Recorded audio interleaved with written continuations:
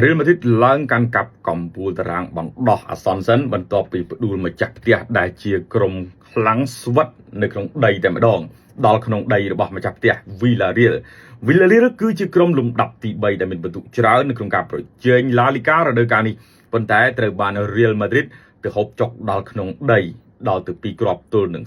0 Villarreal ព្យាយាមសម្រុកទៅលើ Real Madrid ដែរក៏ប៉ុន្តែចូលមិនចុះReal Madrid មានប្រព័ន្ធការពាររឹងមាំល្អគ្រាន់បើនៅក្នុងការដឹកនាំរបស់គ្រូថ្មីគឺលោក Alvaro Arbeloa បាទកាលពីយប់មិញនេះគឺ Real Madrid រកបាន2គ្រាប់គឺដោយបរិះតែម្នាក់តែប៉ុណ្ណោះគឺ Kylian Mbappe បាន2គ្រាប់ហើយសរុបគ្រាប់បាល់ទាំងអស់គឺ21គ្រាប់ហើយបងប្អូនបាទ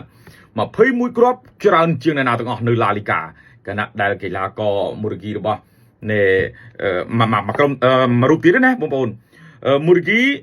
Vedat Muriqi របស់ Mallorca បាទគឺមានត្រឹមតែ14គ្រាប់ទេ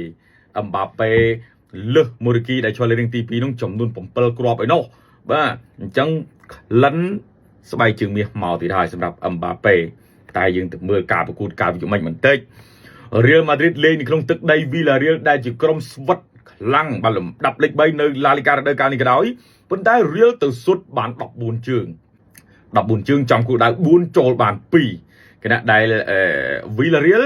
គឺជាក្រុមម្ចាស់ផ្ទះព្យាយាមសម្រុកដែរសុទ្ធបានតែ8ជើងអកុតចំគោលដៅតែមួយទេអត់ចូល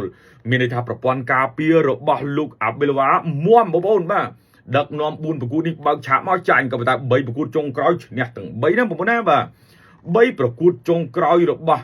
នៃ Real Madrid ដែលដឹកនាំដោយគ្រូបង្វឹកថ្មីនេះខ្ញុំមើលឃើញថារឹងជើងក្រោមបងប្អូនរឹងជើងក្រោម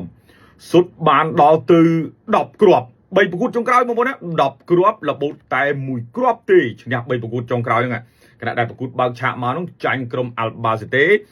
3-2 នៅក្នុងទឹកដីរបស់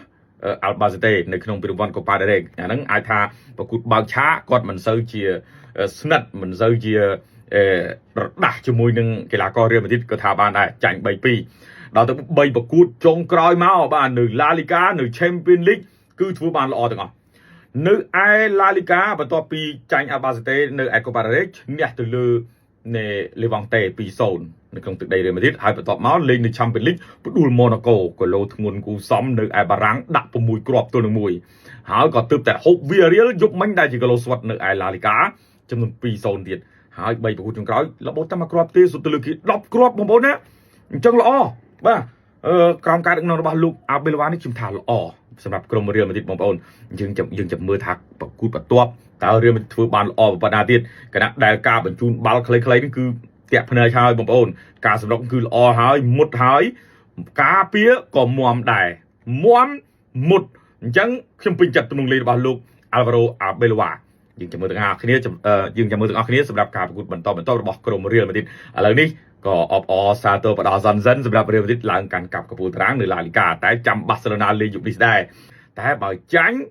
Real Madrid លេខ1ហើយនៅក្នុងសប្តាហ៍ទី21នេះបាទយើងចាំមើលការប្រកួតយប់នេះសម្រាប់ Barcelona ទល់ជាមួយនឹងក្រុម Oviedo ទាំងអស់គ្នាបាទ